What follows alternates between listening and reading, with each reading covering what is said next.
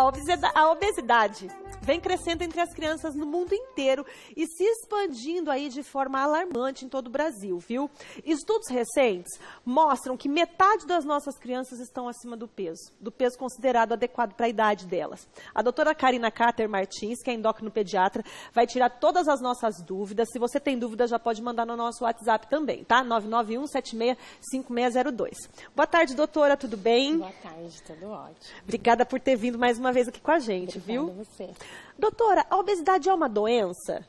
Ela é considerada um distúrbio endocrinológico porque ela vai desencadear uma série de outras doenças, né? Então, a criança que começa a ficar obesa, né, já na infância, ela tem um risco maior de desenvolver outras doenças na vida futura. Então, ela é considerada uma doença, sim. Doenças tipo o que ela pode desenvolver? Ela pode desenvolver pressão alta, diabetes, colesterol e outras consequências na infância, né? Então, por exemplo, a criança que está acima do peso, as meninas, por exemplo, elas têm um risco maior de puberdade precoce, de ter a primeira menstruação antes da hora. A criança que está acima do peso, normalmente, ela é alta. Então, muitas vezes os pais se confundem nisso, né? Ah, ela está alta, então não tem problema. Só que, na verdade, ela pode estar fazendo o estirão antes da hora. E daí ser uma criança alta e um adulto baixo na vida futura.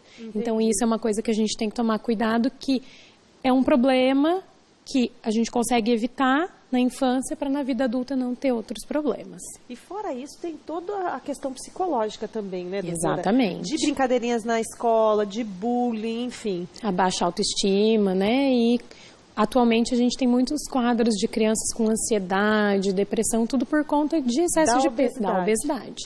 Agora, doutora, e quando fala assim, ele está com sobrepeso, aquela criança tem sobrepeso. Qual que é a diferença de sobrepeso e obesidade? Na verdade, assim, para a gente fazer o diagnóstico de obesidade, sobrepeso, a gente faz o cálculo do IMC. Mesma coisa que a gente utiliza para adulto. Peso dividido pela altura quadrada. Só que para criança a gente tem tabelas específicas que a gente utiliza. Então, isso é uma classificação assim, até determinado IMC, isso é proporcional para cada idade. Não adianta assim, o meu filho tem 20 quilos, mas depende da idade, depende da altura, tudo isso tem que ser levado em consideração. Então, é uma classificação que a gente utiliza entre sobrepeso e obesidade. Tecnicamente, não existe muita diferença, né? É só uma classificação. O peso da mãe na gravidez, doutora, pode influenciar a criança ser uma criança obesa?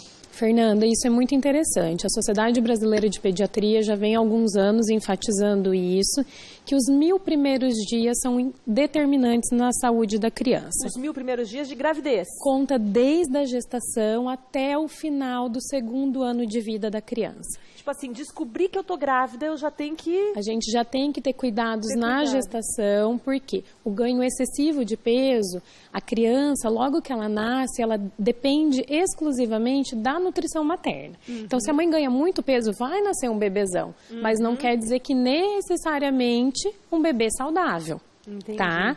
Então, que assim, a gente precisa cuidar desde da gravidez. E depois vem a introdução dos alimentos, a introdução do açúcar, né? Nós recomendamos que a introdução do açúcar na criança seja após os 2 anos.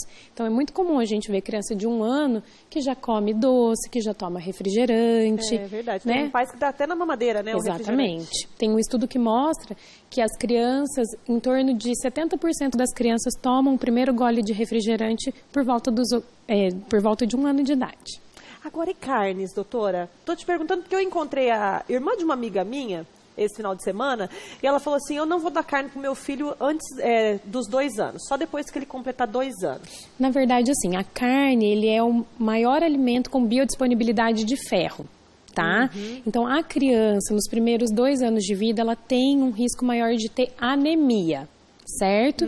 Então, o que acontece? Se a gente não oferece carne, principalmente a carne vermelha, a gente tem um maior risco de anemia, tá?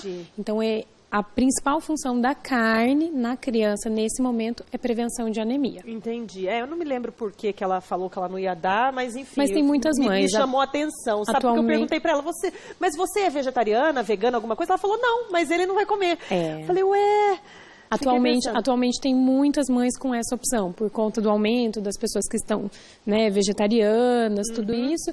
E também muito se fala sobre exposição hormonal, em carne, frango, essas coisas, e as pessoas estão optando por não dar a carne. Agora, e suco de fruta, doutora? Na verdade, a Sociedade Brasileira de Pediatria também agora reformulou a orientação que antigamente nós dávamos, que o ideal é fornecer a fruta para a criança e não o suco da fruta. Por quê? Porque, na verdade, você tem uma concentração muito maior de açúcar da fruta, você faz uma grande quantidade e as vitaminas você tem que ter na fruta in natura. Então, quando você bate um suco, quando você espreme uma laranja, você perde uma quantidade de vitaminas. Então, é melhor que a criança chupe uma laranja do que fazer o suco. Doutora, então, assim, se a mãe não teve muito peso na gravidez, né? Um peso normal, o ideal para uma gestação, e a criança nasce uma criança pesadinha. Tá.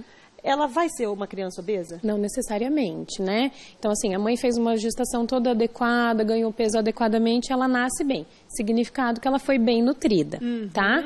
Depois do ganho de peso, a gente tem que avaliar como que é esse ganho de peso inicial. Tá? Então, uma criança que é amamentada ao seio, que vai ganhando peso adequadamente, ou até mesmo as que fazem fórmula infantil e vão ganhando peso adequadamente, não quer dizer que vai ser uma criança obesa, só porque nasceu grande. Isso não. Que bom.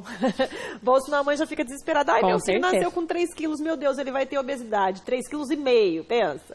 Né? Então, não tem nada... Não tem nada a ver. Relacionado. Agora, Não. doutora, existe alguma condição genética que predispõe a criança a ser uma criança obesa? É muito comum no consultório a mãe chegar e falar assim, nós somos de família de obesos, né? Então, eu sou gordinha, minha mãe é gordinha, todo... Então, assim, a obesidade que a gente chama monogênica, que é uma alteração genética, que são obesidades verdadeiras, são muito raras, em torno de 1% da população, então, muito pequena a porcentagem. A maior parte são famílias que têm hábitos alimentares errados e que daí vem passando de geração em geração. Não necessariamente uma alteração genética. Isso é muito pequeno e normalmente tem muitas síndromes associadas. Agora, como prevenir a obesidade numa criança, doutora? As crianças atualmente, Fernanda, elas estão deixando de ser crianças, né? Celular, computador, televisão. Então, hoje em dia é muito comum. Uma criança de 1 aninho sabe mexer muito bem num celular, mas não sabe andar de bicicleta, uma criança maior e assim. Então, a criança ela está perdendo essa questão. E a introdução de alimentações muito calóricas, os fast foods, suco de caixinha, né, dentre outras. Então, o que a gente precisa para fazer, para prevenir a obesidade? É que a criança tenha uma vida saudável. Quando eu falo saudável, é comer alimentos, arroz, feijão, carne, legumes, verduras, fazer atividade física, então brincar. A criança precisa correr, andar de bicicleta, pular corda. Junto a gente tem essa questão de violência, que as crianças acabam ficando mais em casa, então menos na rua, tudo isso. A gente precisa estimular as crianças a brincarem mais e a ter uma alimentação saudável. Porque também agora nessa era toda tecnológica, né, que não são só as crianças, mas os pais também, né?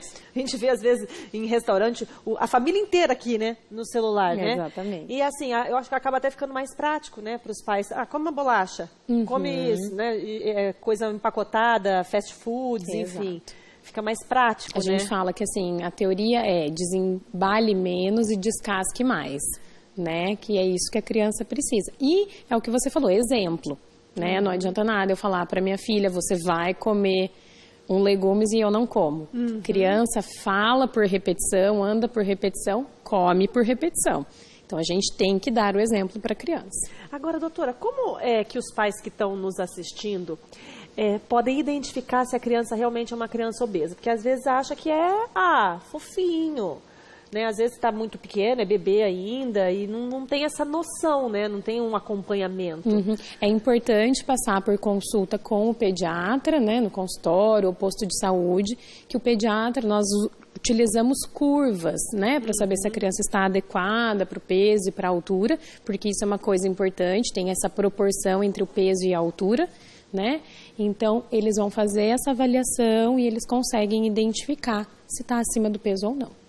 Então, computador, internet, TV podem influenciar na obesidade. Com certeza, porque é uma forma de sedentarismo, né? A criança fica parada a tarde inteira assistindo televisão, jogando, né, esses joguinhos.